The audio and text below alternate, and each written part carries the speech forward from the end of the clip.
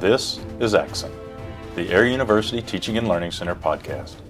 At Axon, we make connections between teachers, learners, and ideas in military education.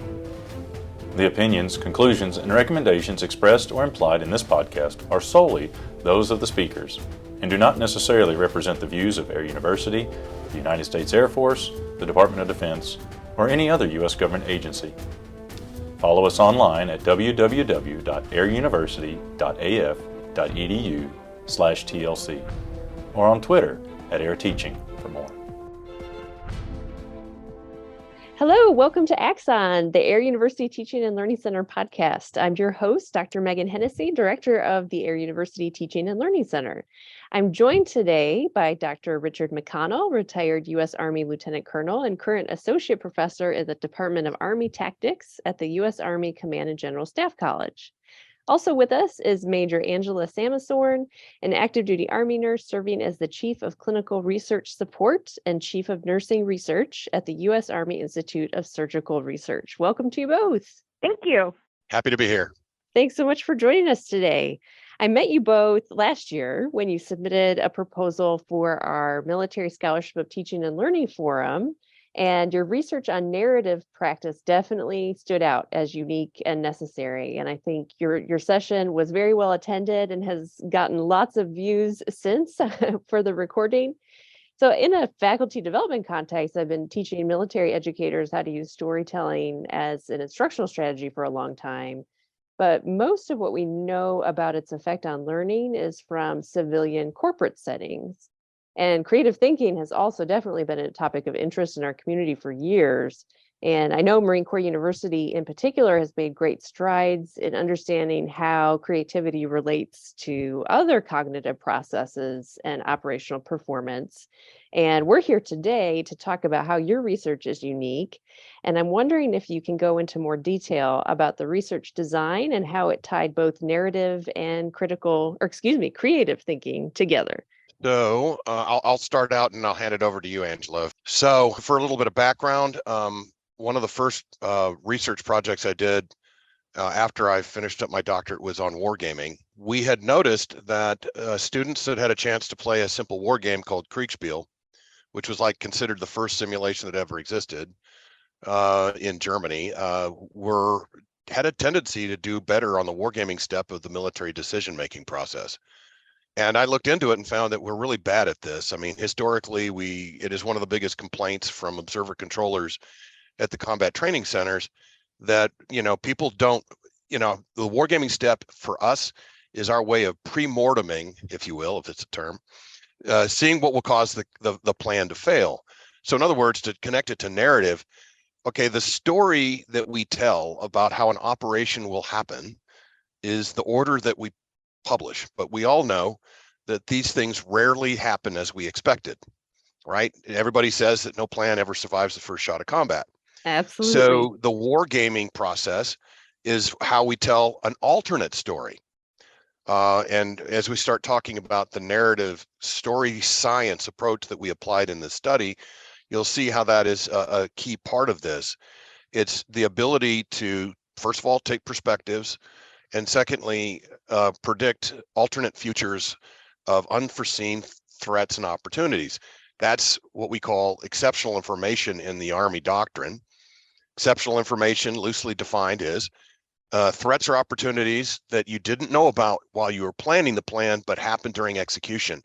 And so, in other words, if you can tell an alternate story, not the most likely story, because the plan you came up with was what you figured was the likely story.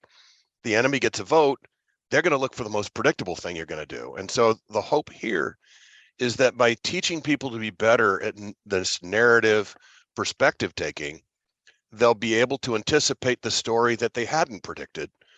In other words, those threats and opportunities / exceptional information, so that they can take and create the conditions where the commander can be better prepared for the unexpected.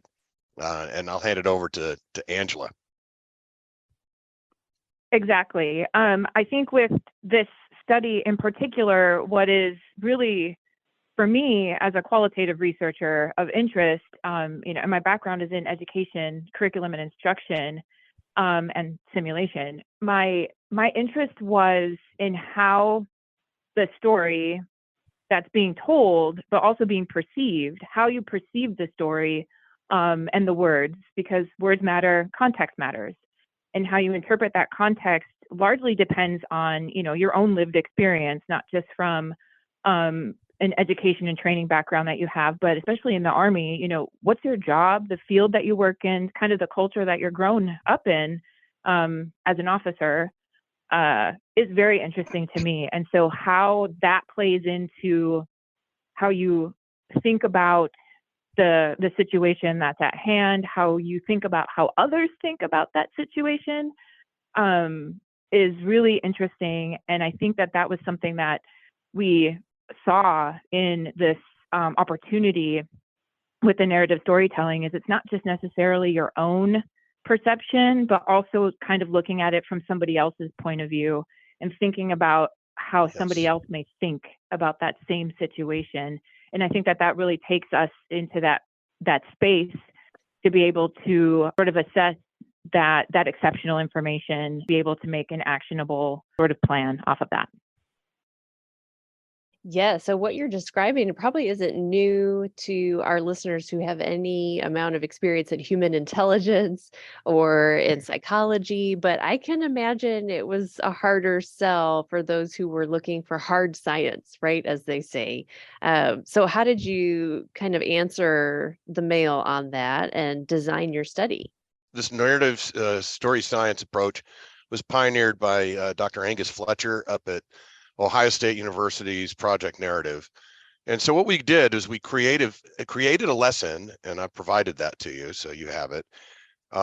It is basically a script, which is a very different way of teaching than our faculty was used to. And what I found was there was some discomfort from some faculty members because it was sort of like you're getting people on this story train, if you will.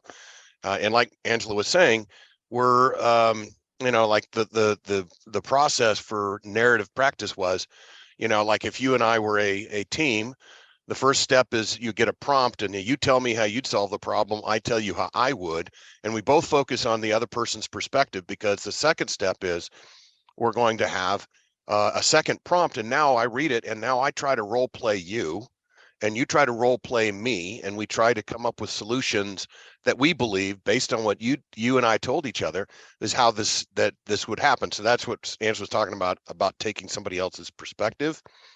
And then the last part is predicting alternate futures that might change your solution. Hey, did you consider this threat, this opportunity, or some environmental factor? So there's a lot of really interesting things that could lead to some future studies connected to this. First of all, it requires imagination to be able to do this. I've got to imagine your perspective. You aren't me and I'm not you. So therefore, I've got to imagine somebody else's way of doing things. I've got to be able to be curious. If I'm not curious about other people's perspectives, I'm going to be very bad at this, which is related to something else that me and Angus are thinking of doing. We want to do a survey that he developed in a collaboration with University of Pennsylvania Wharton. It is a survey that measures perceived levels of organizational curiosity. And right now we're considering trying to get that survey done here at CGSC and also with the Joint Special Operations University down near MacDill Air Force Base. So that's some of the stuff that we're attempting to do connected to this. And yes, we had some people that were a little uncomfortable with it, but we also had a lot of people that were very enthusiastic. And a little bit later, when we talk a little bit about cultural indicators, we can discuss how that played out in the numbers.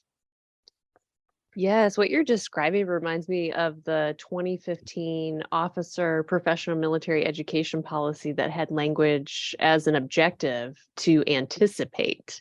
And it seems like we could have used this study almost 10 years ago, right? That would have been helpful. So Sure.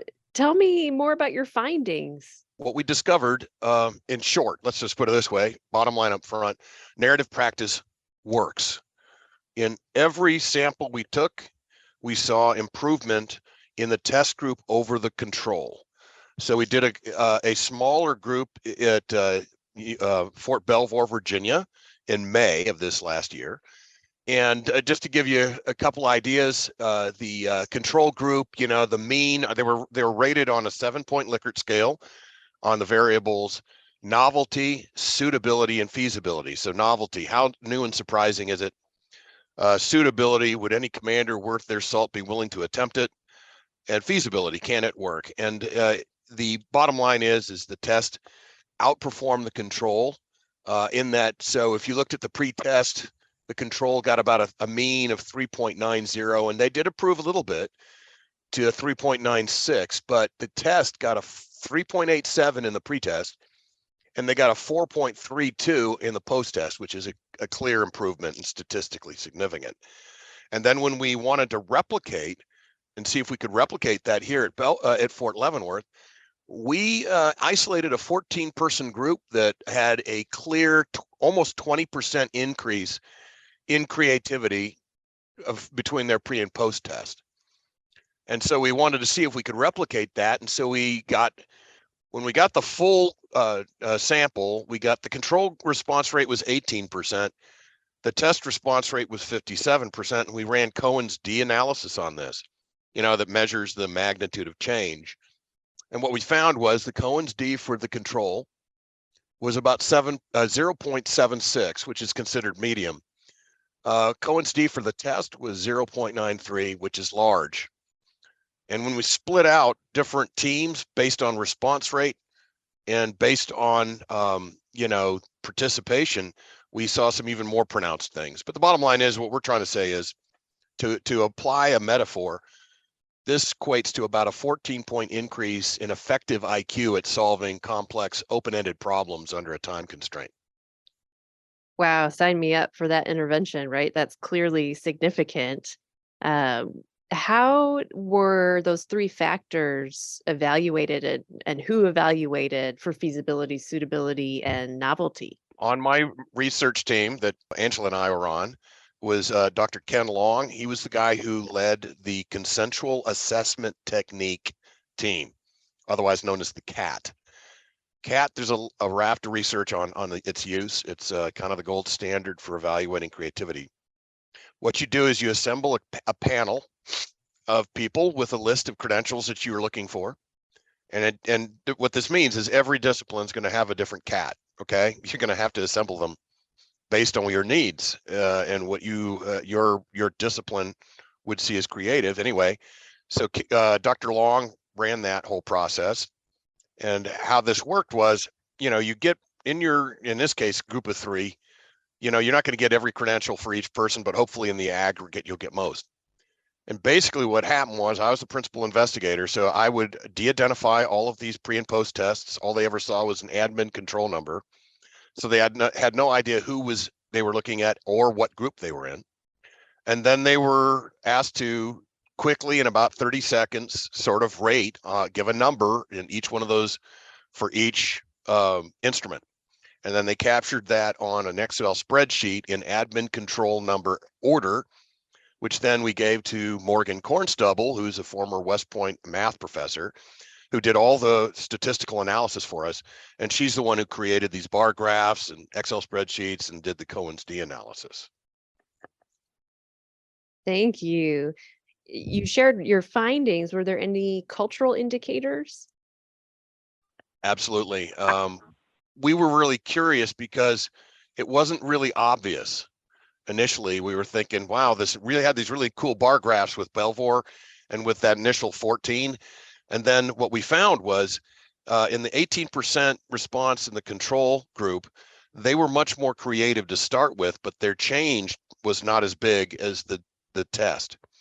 The test had 57%, but they started out less creative. And so what we theorized is that perhaps these people, the 18% response rate, some of those teams, had 5 or 6 people participating out of 60. So we theorized that these people might be just interested or maybe even passionate about creativity, and that's why they chose to participate. So if you were going to use a metaphor, I would sort of assess that the control group was sort of espresso, but the test group at 57% was probably coffee. You had a bunch of people from various backgrounds. And so we asked the question, is it possible that the faculty and leadership in these teams might have affected the outcome. So what we did is we identified everybody, sort of racked and stacked the control group and the test group, starting with the highest response rate at the top for both groups. And what we found was the Cohen's D for those higher response group rate teams was significantly bigger. So for example, we had a team, the most dramatic one was a team that had 43 respondents out of 60, so a 75% response rate. They had a Cohen's D of 1.64, which is like double large, okay? But when you looked at the control group, you had a similar thing. We had a control group that the largest one had a group of 28.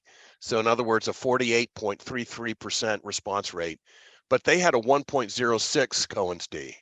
So again, we're speculating, or at least theorizing, and this could be something we might be able to study in future research, is are there cultural indicators where leaders can nurture creativity and curiosity in their organizations that would have an effect of improving curiosity rates? And I'll throw this over to Angela. Any thoughts on that as well?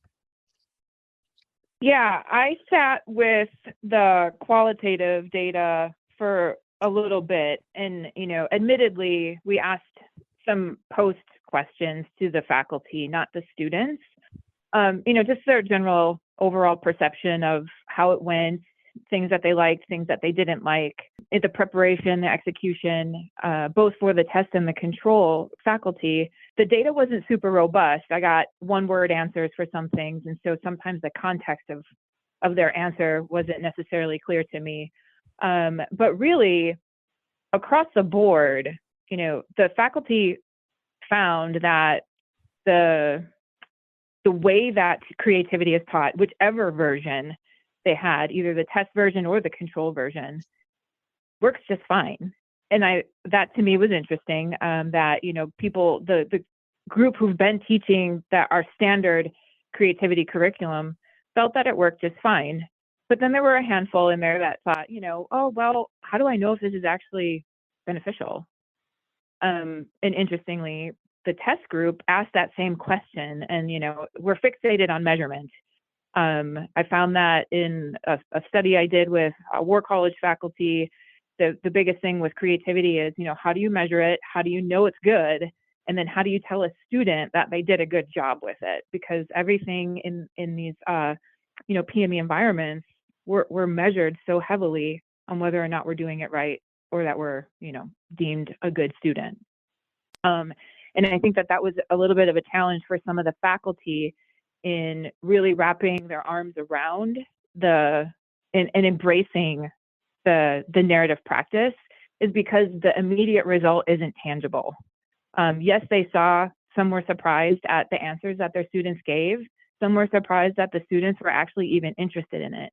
I have so many more probing questions that I wasn't able to ask. But overall, it was a really good experience for faculty. What they would like is more development prior to using this type of curriculum. And so, I think the biggest way to impact an officer who attends PME at any level is investment in the faculty.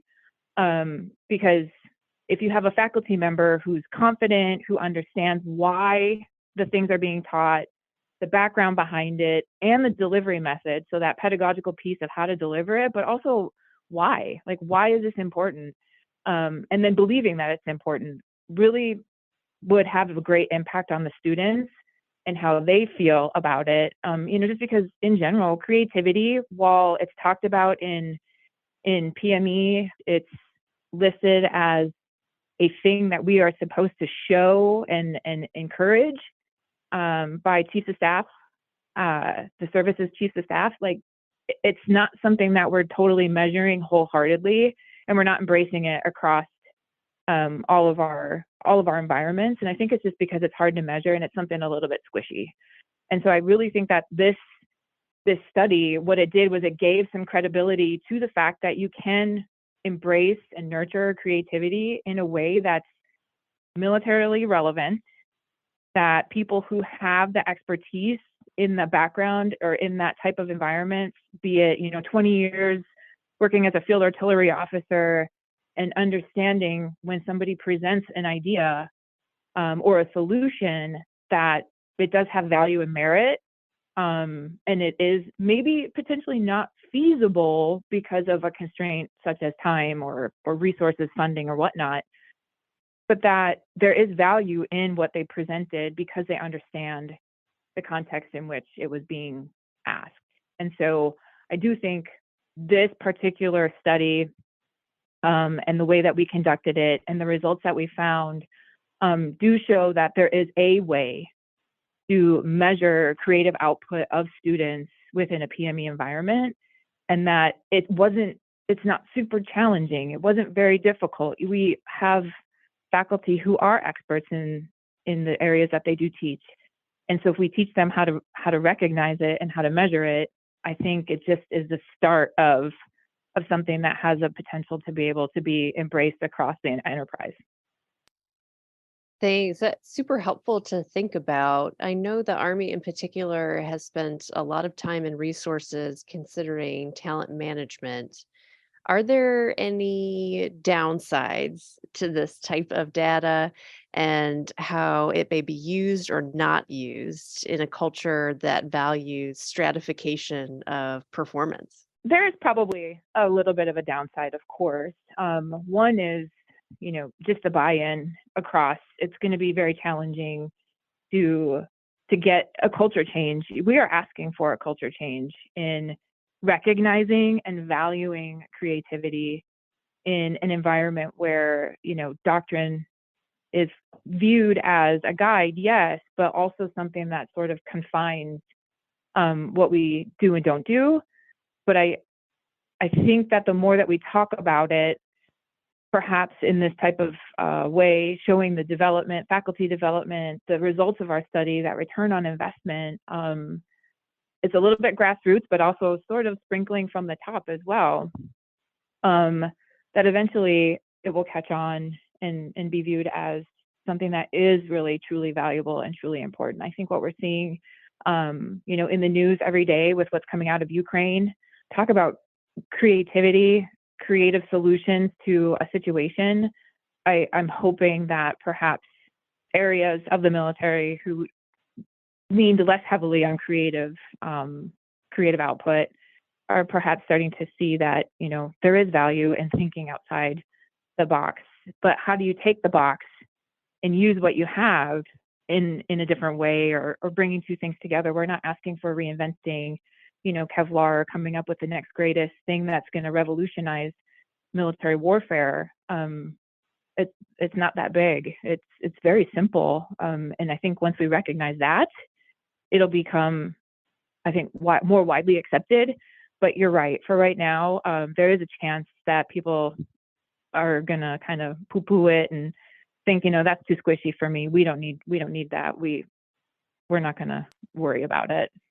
Right, or they compete to be the most creative PME student, right? Distinguished graduate for creativity. We're creating creativity monsters. Yes, exactly. Diving back into the details, just because I'm interested, my bachelor's degree is in English, I have a master's in Shakespeare studies. Does language and word choice matter, or did you find that it mattered in this study? Were there words that popped up that were a surprise? Were there things you expected to hear and you didn't in the narrative practice? I just want to say one thing about words, and then I'm going to turn it over to Rich for probably more data-driven conversation. But words do matter. Even throughout doctrine, how we talk about creativity, it's defined in numerous different ways. As a student, as a general user, if I want to be creative, like, what does that even mean? How is it defined? And so that definition and how the Army chooses to define it, I think, does matter in how you then go about measuring it, utilizing it in your daily life. But right now, we have multiple definitions for creativity, not just one solid, like, yep, there it is. I know exactly what it is. Everything has a little bit of a, the things that we measured, novel, useful, and relevant. Those pieces, those tenets like underline all the definitions, but there isn't one solid, clear definition. And so I think that might be a little bit murky, and why perhaps we don't think about it very often, or why we don't measure it, is just because we don't really know what it is. Everybody has their own definition, or they think it's music or art or something much more flowery instead of something very concrete that can be very concrete. And then, Rich, do you have any examples from the data that you saw?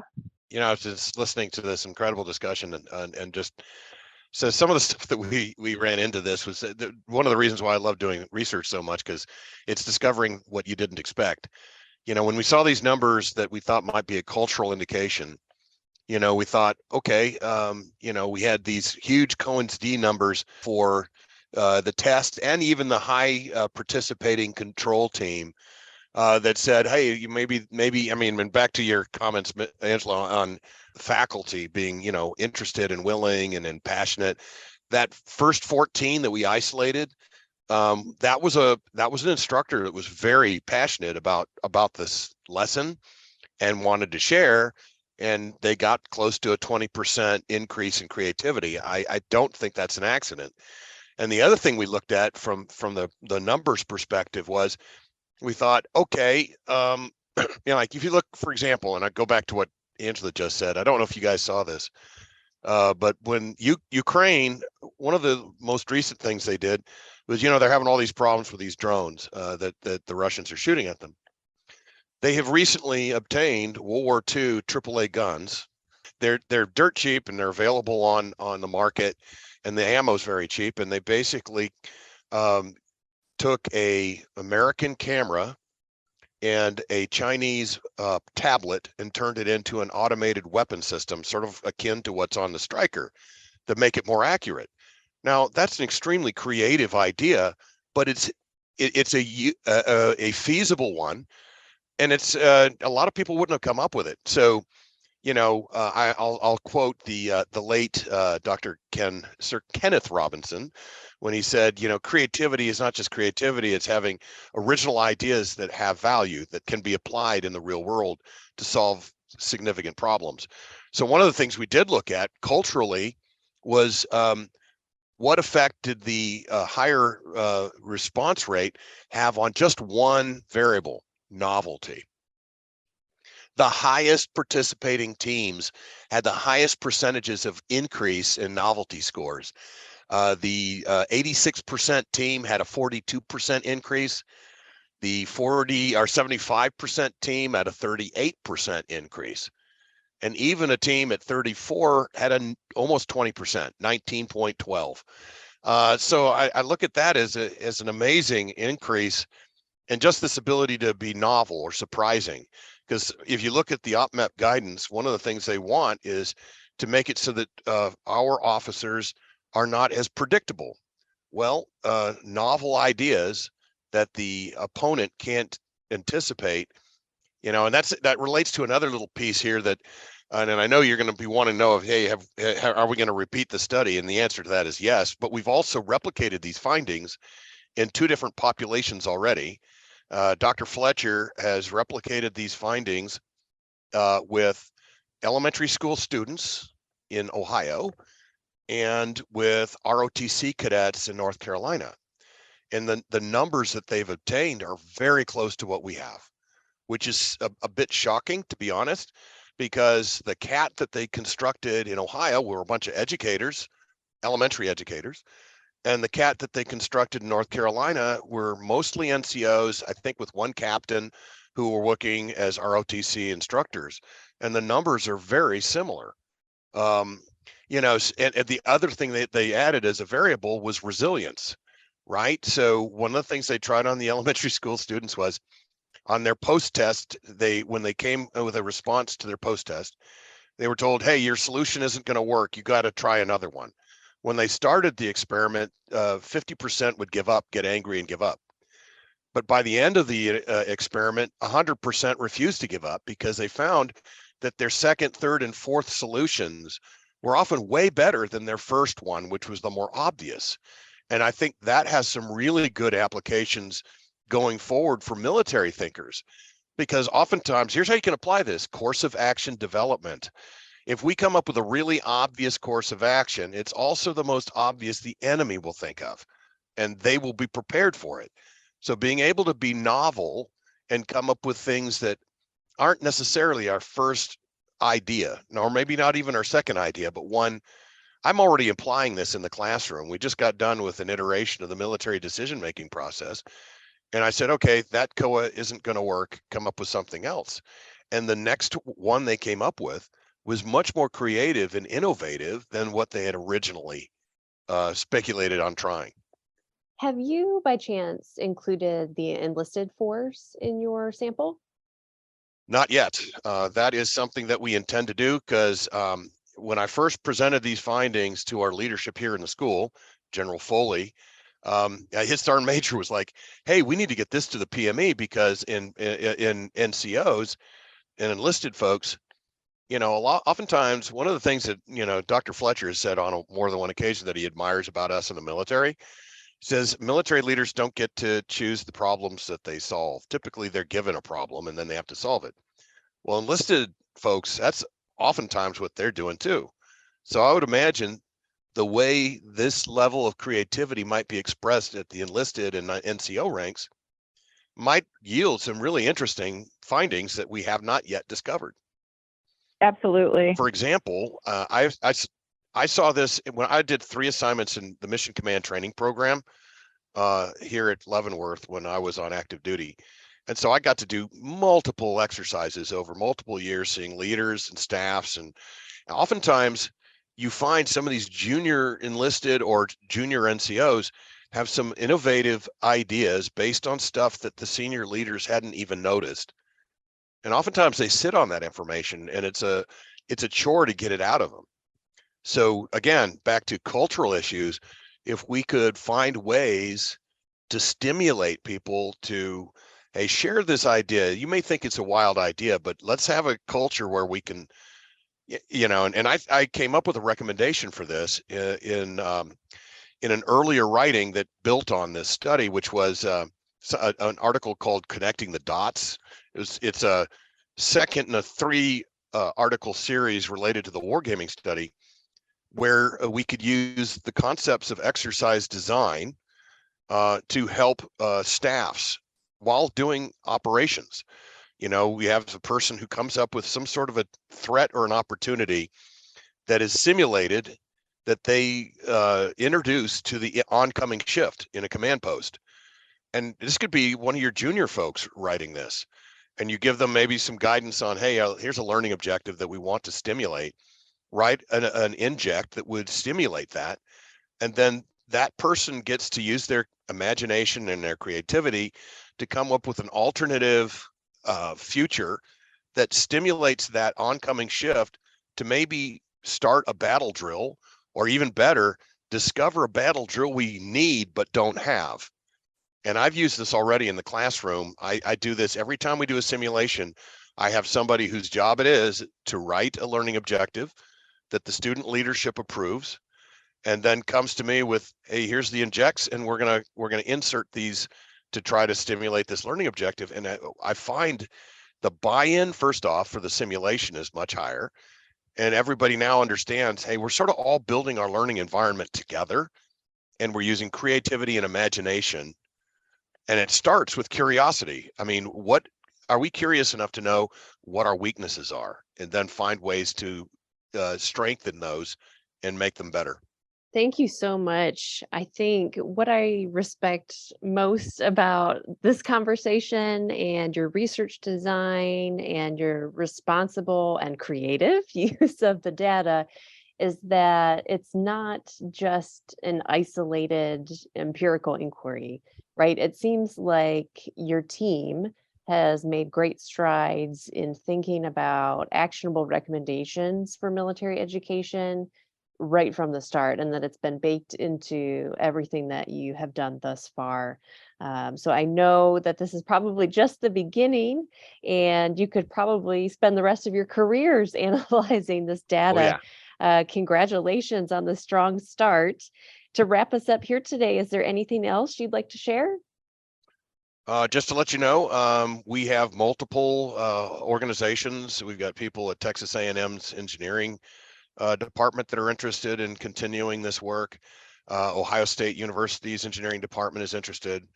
University of Pennsylvania Wharton has voiced some curiosity about this.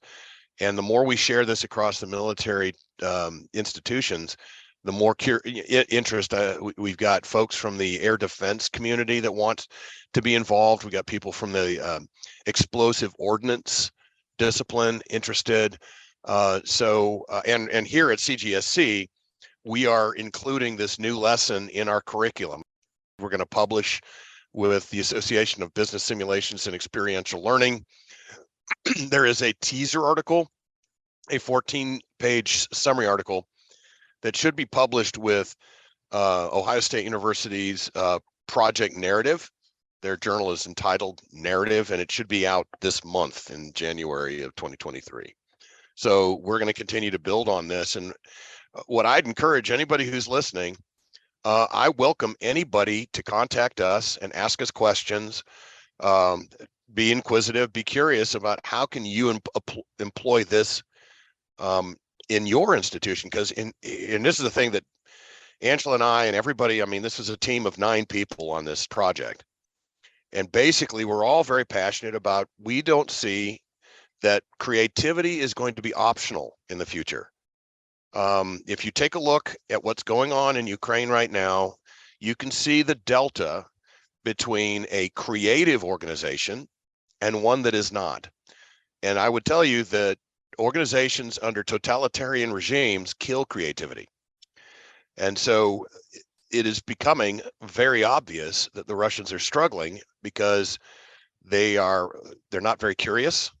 They've got loads of problems they aren't aware of because they aren't curious enough to go look and find out what's busted. That's one aspect of curiosity that can be applicable to operations. But also they can't anticipate what their opponent is about to do. And, and the Ukrainians are doing a much better job in that regard. So I think this is a cautionary tale for us.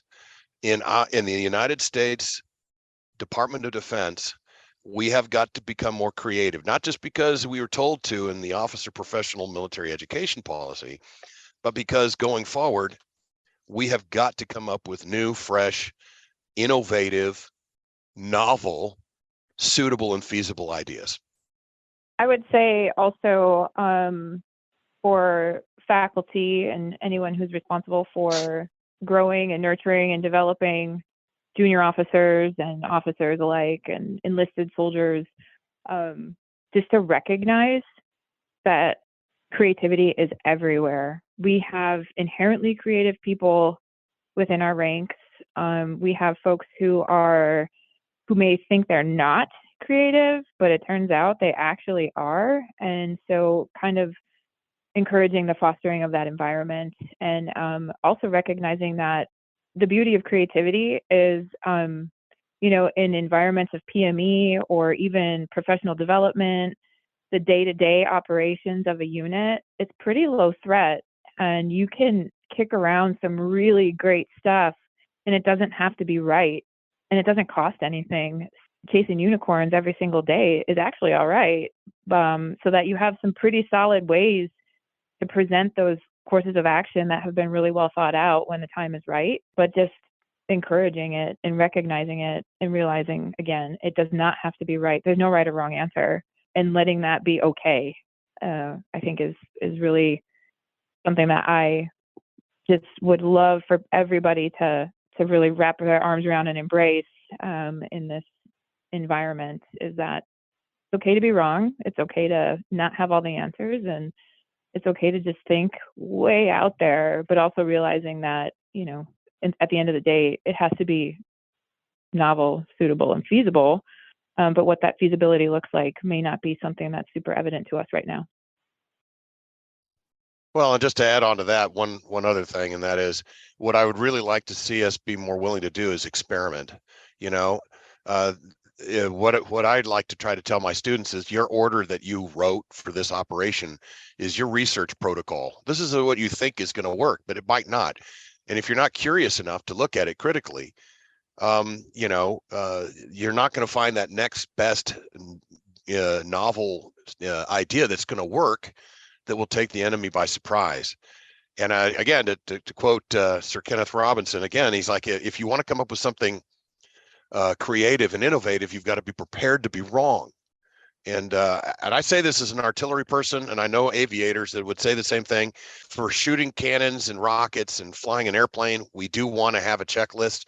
There's certain things that we do want to be prescriptive on, but we become sometimes so wedded to that, we can't see the value of being creative enough to come up with, that flight of fancy, that unicorn that hasn't been discovered yet, but is there for us to use. And so I think that's what we need to start challenging our leaders and our enlisted and NCO leaders to try to spread your wings and find out how creative you can be. Because I think what we discovered when we started looking at some of these offerings and the post tests, it was really easy to see the ones that were obviously creative. And these are amongst just regular folks that are coming to CGSC. These are our people that are coming up with these creative ideas. Yes, I think, narrative and sea stories from my naval perspective and war stories are not anything new to the military. It's baked into our culture. But what you all have done with your team takes it to the next level in a way that can be so useful to military education. So thank you both for joining me today, and good luck with your future research. Thank you so much for having us. Thank you. Thank you for listening to Axon, the Air University Teaching and Learning Center podcast. Stay current on these and other ideas in military education by following us online at www.airuniversity.af.edu/TLC or on Twitter @AirTeaching.